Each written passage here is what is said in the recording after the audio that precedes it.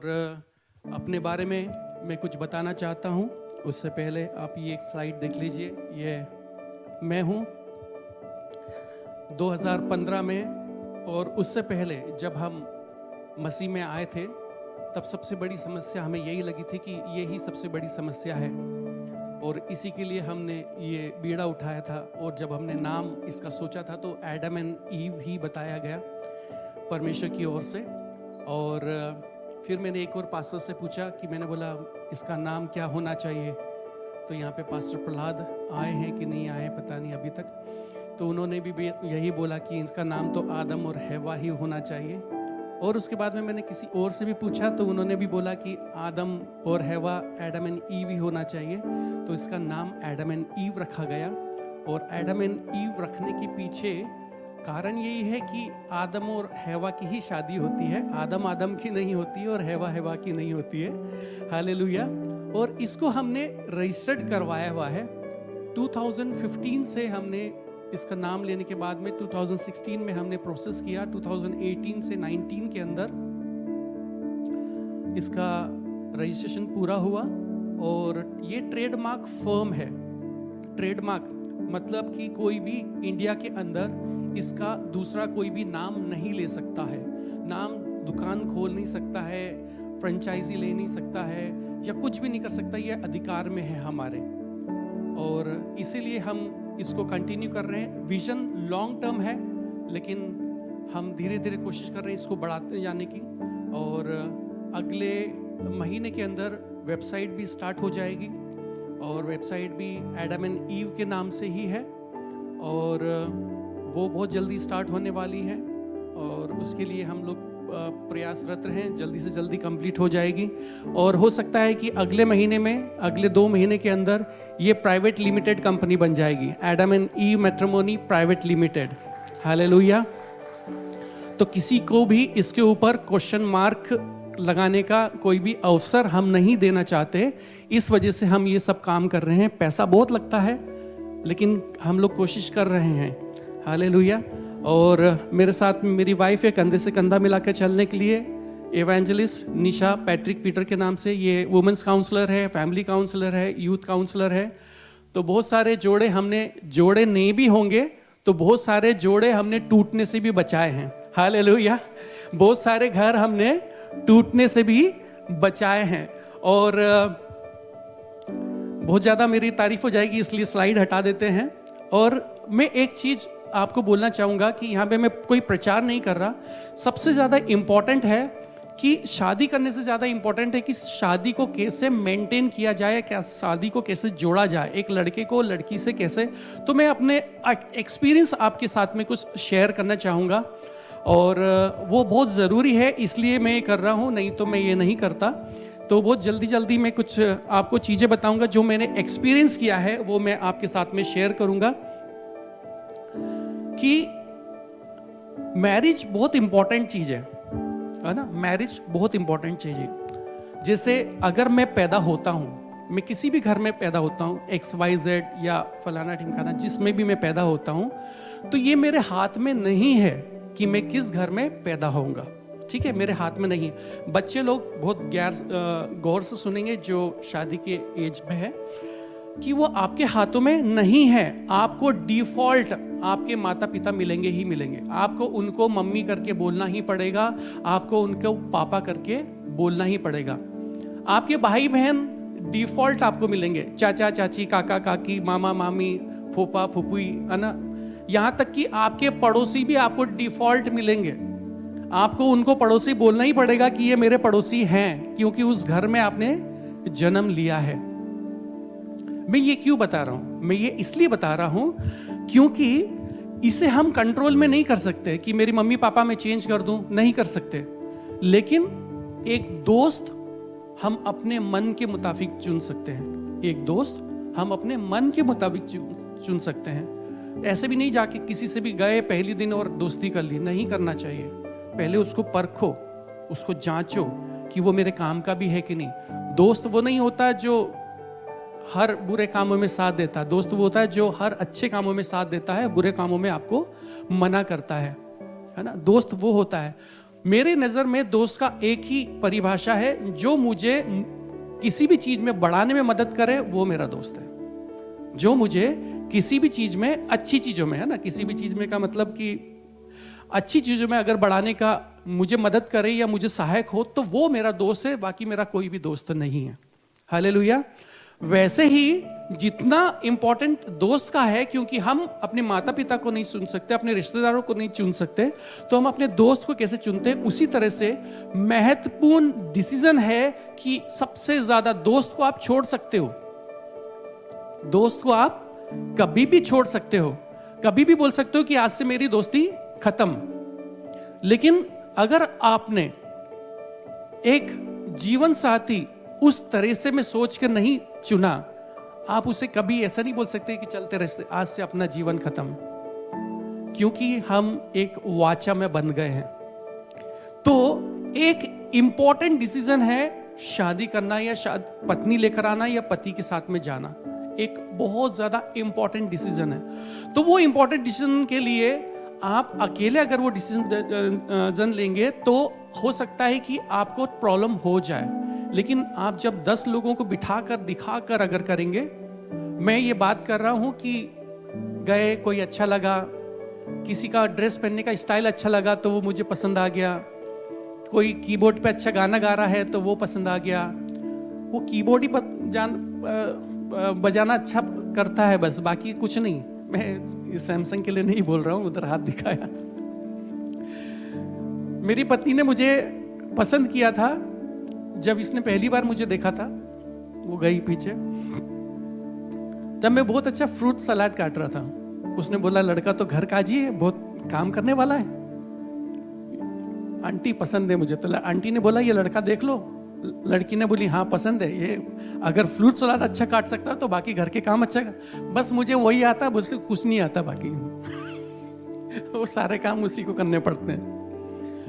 पहली नजर में जो आपने देखा है ना, सिर्फ वो ही पूरे जीवन में काम नहीं आएगा, बहुत सारी और भी चीजें हैं। मेरी बात समझ गए क्या?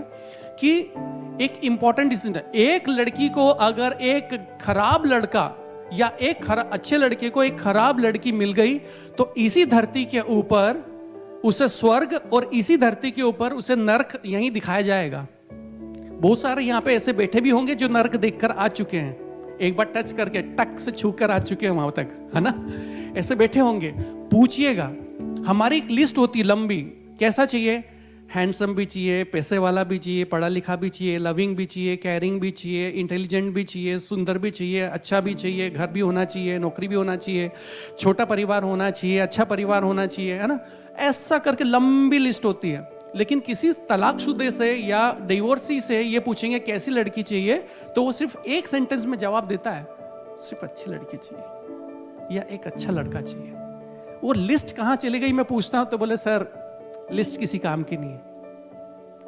हालेलुया।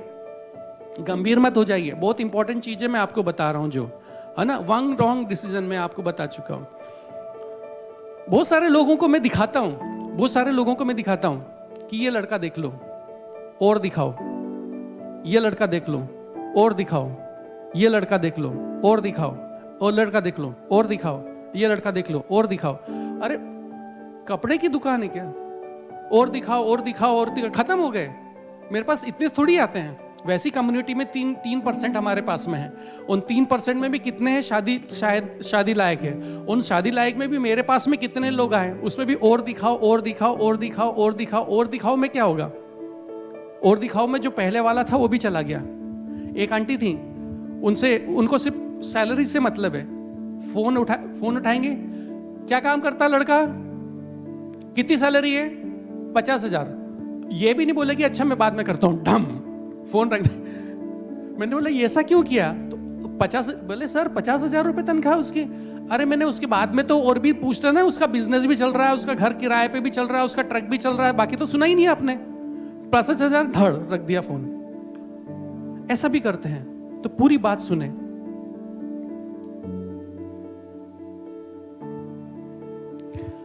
देखो, आज आप मान लो कि 30 साल की उम्र के हो या 25 साल की उम्र के हो, आपकी एज के बच्चे ऑलरेडी पैदा हो चुके, वो अब पैदा नहीं होंगे, वो अब मार्केट में नए नहीं आएंगे। अब सोचो नया कोई मॉडल आ जाएगा, नया मॉडल कहीं नहीं आएगा, है ना? डॉक्टर साइन हंस रहे तो नया मॉडल कहीं नहीं आएगा, वो ही उसी में से आपको सिलेक्ट करना पड़ेगा, क्योंकि वो ऑलरेडी पैदा हो चुके। अब उस डेट में, बैक डेट में जाके कोई पैदा नहीं होने वाला। अब क्या होता है कि पहले तो इतने सारे रहते हैं, वो खजूर पे देखे होंगे जब नया नया खजूर में खजूर लगते हैं या फल लगते हैं तो इतने सारे रहते हैं, कहीं पे भी फाटा पत्थर फेंको तो 10-12 तो नीचे गिर ही जाएंगे। लेकिन जैसे जैसे सीजन जाता रहता है वहां पे फिर एक यहां नजर आ रहा है, एक वहां नजर आ रहा है, और थोड़े दिनों में वो भी नजर नहीं आता। एज गई तो गई। आपके लोग कम होते जा रहे हैं दिन प्रतिदिन, आपके लोग कम। और लड़कियों के लिए तो और भी ज्यादा डेंजरस है, क्योंकि लड़का तो 10 साल छोटी लड़की से भी हाँ बोल देगा, लेकिन लड़की को उससे 3 साल बड़ा या 2 साल बड़ा तो चाहिए ही चाहिए, उससे तो बड़ा ही चाहिए उसको, उसके लिए तो और ज्यादा दिक्कत है। तो ये जो बात है कि आपकी ऑलरेडी एज के लोग पैदा हो चुके हैं, उसका भी आपको ध्यान रखना है। अब ये है कि हमें क्या क्या चाहिए। अच्छा, अब ये है कि आपकी जो एज है, जब आप पैदा होते हो 10 साल के होते हो, 15 साल के होते हो, 25 साल के होते हो, और 25 से 35 साल के जो बीच का जो एज है, वहां पे आपकी जो ग्रोथ है, फिजिकल ग्रोथ है, वो बढ़ते बढ़ते एक स्टेज पे आके थम जाती है। वहां पे ना तो वो बढ़ रही है ना तो वो घट रही है।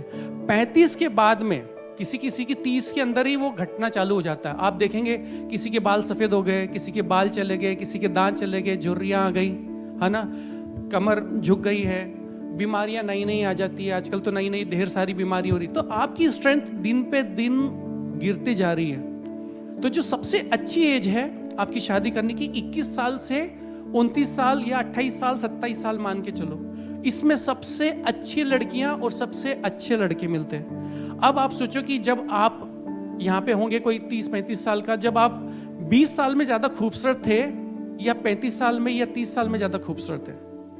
मेरी बात छोड़ दीजिए, मैं तो हैंडसम हुई, है ना, ठीक है, एक्सेप्शन तो होते हैं। तो आपको सबसे ज्यादा लड़के पसंद कब करेंगे? जब आप बहुत ज्यादा खूबसूरत है। आप एक लड़की को एक हैंडसम लड़का ही चाहिए, मुझे मालूम है। आप चाहे कितना भी बोलो मुझे आत्मिक लड़का चाहिए, ना प्रेयर करने वाला चाहिए, ऐसा चाहिए, लेकिन हैंडसम तो चाहिए ही चाहिए। और लड़के को भी एक खूबसूरत लड़की चाहिए ही चाहिए। जैसे जैसे आपकी एज बढ़ती जाएगी, आपकी जो खूबसूरती है वो डाउन होती जाएगी। हाँ, प्रभु में हम बहुत ज्यादा सुंदर हैं, लेकिन प्रभु में सुंदर होने से आजकल के लड़का लड़कियों का काम नहीं चलता है। ठीक है, हम जल्दी जल्दी आगे बढ़ेंगे, बहुत सारी और चीजें बोलने की है ना। कैसे, जैसे मैं आपको एक बताऊं, एक नाम नहीं लूंगा किसी का, एक लड़की थी महू की, 24 साल से उन्होंने देखना चालू किया, 24 साल से उन्होंने देखना चालू किया, और उनका सिर्फ जब से था वो एक ही बात थी कि मुझे इंदौर महू का लड़का चाहिए। कोई भी लड़का दिखाया, इंदौर महू का लड़का चाहिए। कोई भी लड़का दिखा, अच्छे से अच्छा लड़का था, बहुत खूबसूरत सी लड़की, बहुत पढ़ी लिखी लड़की, बहुत सेंसिबल लड़की, लेकिन उनका, उसकी मम्मी का एक ही था कि मैं अपने पास से उसको दूर नहीं भेजना चाहती हूँ, मैं जब भी मिलना चाहूँ तो जब मैं मिल सकती हूँ, ऐसा करके उनका था कि मैं ज्यादा दूर नहीं भेजूंगी। ऐसा करते करते उन्होंने करीबन 24 साल से देखते देखते 24 साल से 36 साल कर दिए।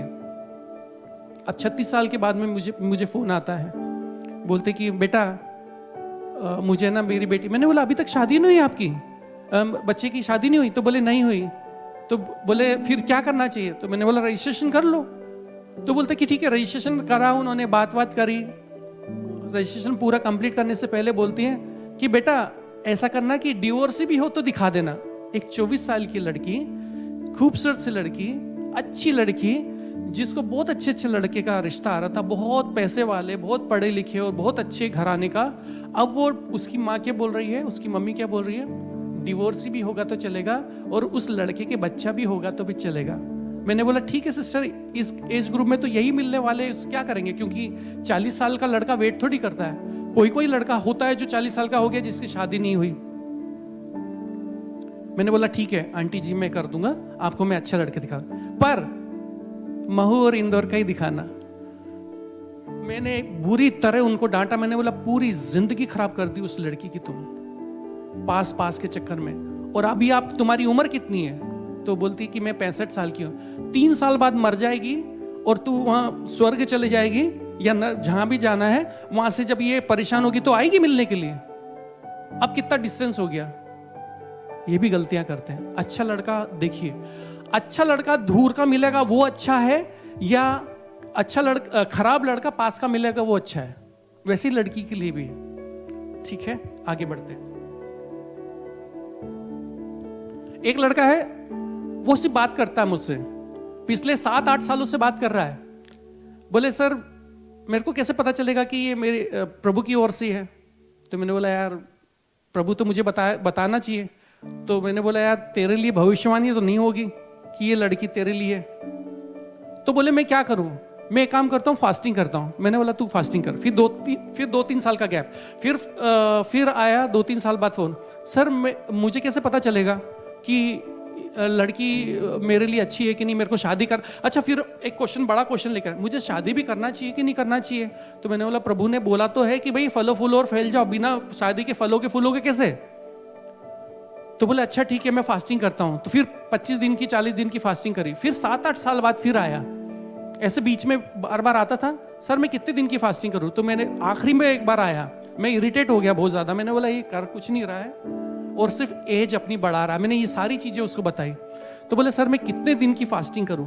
तो मैंने बोला एक काम के, प्रभु की योजना जाननी है ना तेरे को, 365 दिन की फास्टिंग करना बिना अन्न और बिना जल की, और तू फिर प्रभु के पास ही पहुंच जाएगा।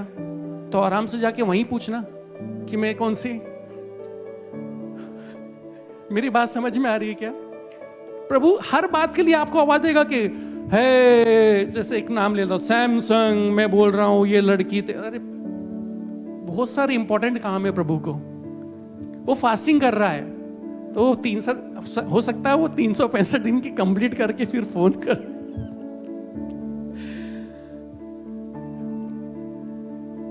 आप बोलोगे कैसी कैसी बातें करते हैं। मेरे एक्सपीरियंस से मैं बता रहा हूं आपको। एक सिंधी फैमिली है, लड़की की हाइट इतनी सी है, छोटी सी है, बहुत खूबसूरत सी, पढ़ी लिखी है, सब कुछ अच्छा है।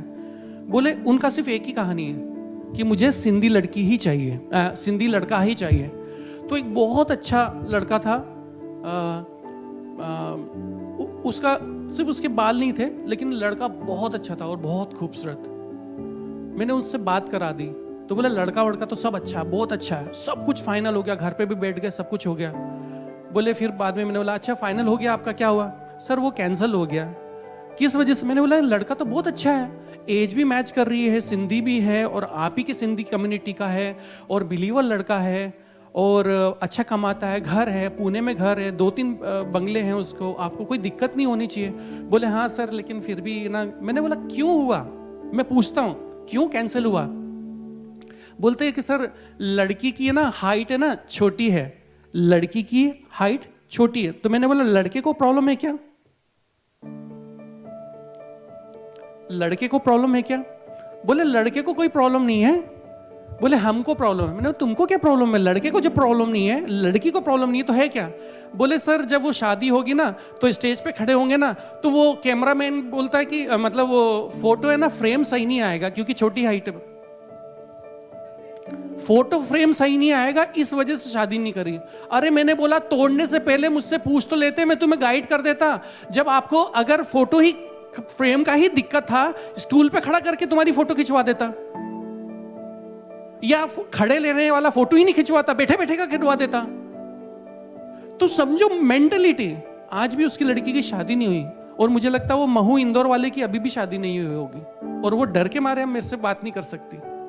एक फोटो फ्रेम में नहीं, फोटो फ्रेम कितनी देर का होगा? अब दिखाओ मत या आप फोटो खिंचवाओ मत, जिंदगी में तो अच्छे रहे। फोटो फ्रेम के कारण शादी निरस्त हो गई। अब आप सोचो वो गंजा व्यक्ति लड़का चल गया उसको, लेकिन वो हाइट फोटो फ्रेम के कारण, क्योंकि उनको फोटो फ्रेम टांगेंगे तो अच्छा नहीं दिखेगा, एक स्टूल पे खड़े हो जाते, लड़के को बिठा देती, वो खड़ा होके, ऑप्शन थे। ये एक्सपीरियंस मैं आपको बता रहा हूं। एक और है, दोनों लड़कियां हैं एक घर में या दोनों लड़के हैं तो दोनों साथ में करेंगे। हमारे पास में बजट नहीं है, दोनों साथ में करेंगे तो मंडप फ्री हो जाएगा एक का, खाना फ्री हो जाएगा एक का।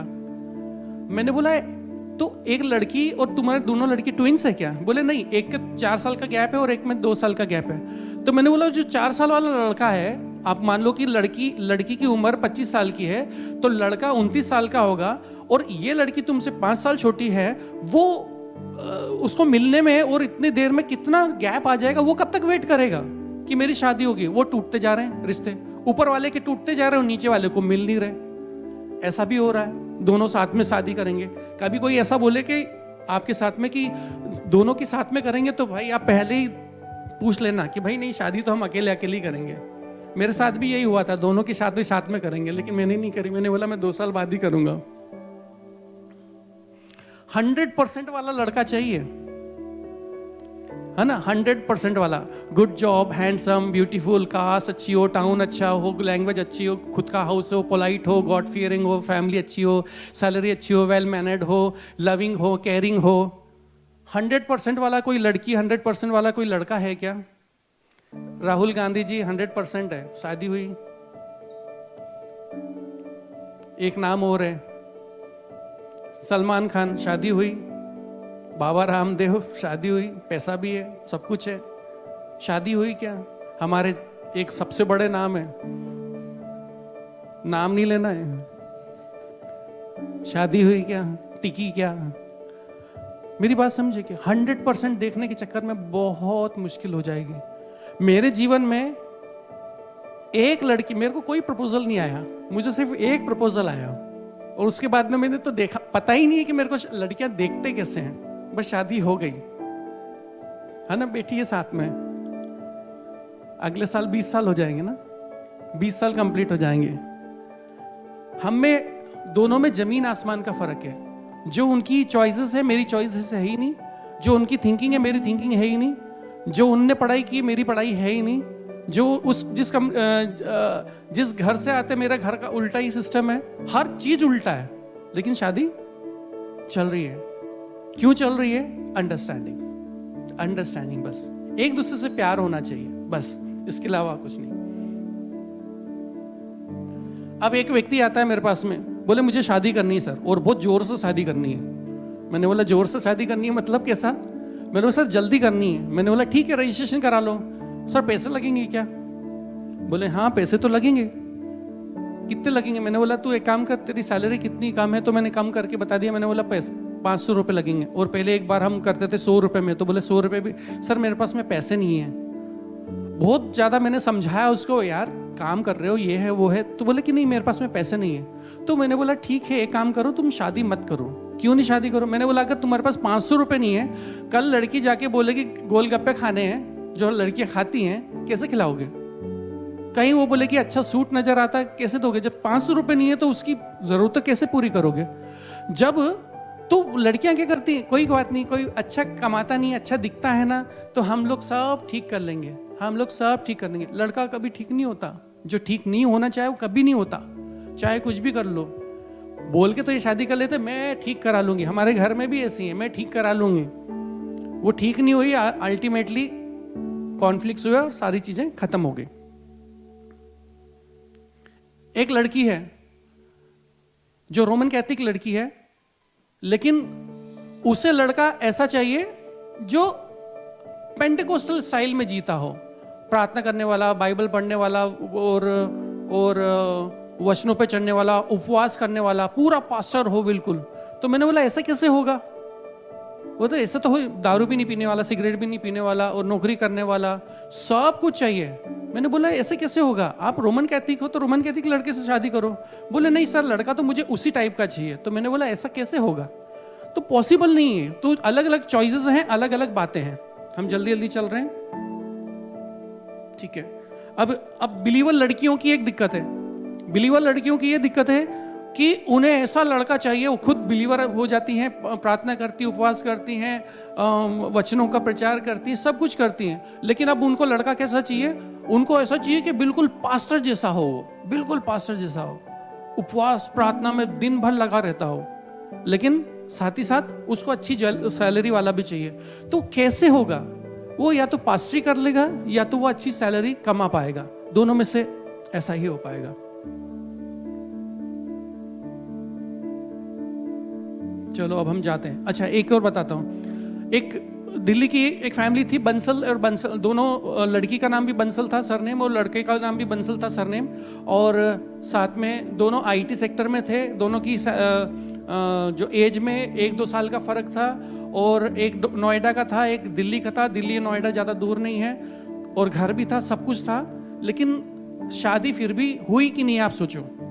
मेरे को पता आप नहीं बोलोगे क्योंकि मैंने ऐसा एग्जाम्पल दिया। तो शादी नहीं हुई, क्यों नहीं हुई पूछा तो लड़की की माँ ने बोला कि लड़का 1 लाख रुपए कम कमाता है। मैंने बोला 1 लाख रुपए कम कमाता मतलब? मेरी लड़की की 7 से 8 लाख रुपए तनख्वाह है और उसकी 6 से 7 लाख रुपए तनख्वाह है। तो मैंने बोला 6 से 7 लाख, मान लो 6 लाख लड़के की तनख्वाह है, लड़की की 7 लाख है, तो आपकी 13 लाख तो घर में आ रहे हैं। 5 लाख भी आप उड़ाओगे, अच्छे से करोगे, फिर भी कितना पैसा बच रहा है? बोले नहीं, मेरे को तो अपनी बेटी को थोड़ा सा और हायर वाला चाहिए। लड़की की शादी नहीं हुई। मैंने बोला लड़के ने अभी तो स्टार्ट लिया है, अभी तो जीवन के इस मोड़ पे कदम रखा है, और आगे तो वो जाकर बढ़ेगा ही ना, वो थोड़ी रुकेगा वहां पर। लड़के तो बार बार स्विच करते हैं नौकरी और फटाफट उनकी सैलरी बढ़ती है, लेकिन शादी नहीं हुई। कभी भी किसी के बहकावे में ना आए, क्योंकि बहुत सारे लोग बताते हैं कि ये बहुत अच्छी लड़की है, बहुत अच्छा लड़का है। जितने भी बताएं बहुत अच्छी है और बहुत अच्छा है, और जितने बोलते कि बहुत अच्छी है लेकिन हमको शादी ना तुरंत करनी है, एकदम सचेत हो जाना। तुरंत करनी है मतलब कुछ ना कुछ छुपाया जा रहा है। क्यों? क्योंकि जल्दी कर देंगे तो पता नहीं चलेगा शादी हो गई, और शादी होने के बाद में तो कुछ नहीं होता। एक व्यक्ति ने एक व्यक्ति की ऑनलाइन शादी करवा दी। कभी सुना है? वो भी अपनी कम्युनिटी में ऑनलाइन शादी हो गई। वो पता चला लड़की मेड है और लड़का अच्छा कॉर्पोरेट लेवल पे काम करता है। अब दोनों तक दुखी हैं, ऑनलाइन शादी हो गई है। तो कभी भी किसी के बहकावे में ना आए। और बहुत सारे लोग बोलते होंगे ना कि मेरी तो इतनी अच्छी बेटी है, मेरा तो इतना अच्छा बेटा है, पता नहीं शादी क्यों नहीं हो रही। शादी इसलिए नहीं हो रही क्योंकि हम कितने काबिल हैं, हम कितने पढ़े लिखे हैं, हम कितने सेंसिबल हैं, हम कितने लविंग हैं, हम कितने केयरिंग हैं, हम दुनिया को बता ही नहीं पाए। हमने बताया ही नहीं। मार्केट में जाके देखा होगा आपने कभी कि मैनिक्यून लगे रहते हैं, वहां पे वो मैनिक्यून को अलग अलग ड्रेसेस पहनाते हैं। क्यों पहनाते हैं? जाके देखते हैं लोग, देखते हैं अंदर सब कुछ अच्छा होगा, हम जाएं और जाके देख कर आए। जाके देखते हैं और वापिस आ जाते हैं, लेकिन होता कुछ भी नहीं है। तो हमें कितने काबिलियत है हमको बताना भी तो पड़ेगा। कैसे बताएंगे? हम छुपे रहेंगे? नहीं, हम तो ऐसे ही रहेंगे, खूबसूरत रहते हैं लेकिन फोटो ऐसा भेजते हैं, अभी आप देखेंगे, है ना, बताएंगे आपको। चलिए आप जल्दी खत्म करते हैं और लास्ट, और उसके बाद में हम चालू करते हैं। एक छोटी सी कहानी है। एक आदमी को बोला कि एक फील्ड है, एक खेत है, उसके अंदर, वो भुट्टे का खेत है, और आपको क्या करना है कि एक सबसे बढ़िया भुट्टा खरीद लेकर आना। भुट्टा समझते हैं ना, मक्के का भुट्टा। तो वो आपको जाना है और सबसे, उस खेत के अंदर जो सबसे बढ़िया भुट्टा होगा वो तोड़ के लाना है। वो अंदर गया और बोला कि इसके साथ में एक शर्त है, आप है ना पीछे कदम नहीं ले सकते, बस एक बार आगे बढ़ गए तो बढ़ गए, बस पीछे कदम नहीं ले सकते। तो उसने देखा, बढ़िया, अरे बहुत बढ़िया भुट्टा है, पहले मैं फिर तोड़ने लगा, उससे पहले देखा, दूसरा देखा, बोले वो भी बहुत बढ़िया है, ये भी बहुत, अरे ये इससे ज्यादा बढ़िया है, इससे बढ़िया है, और खेत से बाहर निकल गया बाहर। समझ में आ रही है क्या? खेत से बाहर निकल गया। वैसा ही हम भी करते हैं। ये अच्छी लड़की, अरे इससे भी अच्छी लड़की है, तू जा। अच्छा लड़का, और इससे भी अच्छा लड़का, जा। और वो हम खेत से एक बार बाहर आ जाते हैं और वापिस पीछे कदम नहीं ले पाते हैं।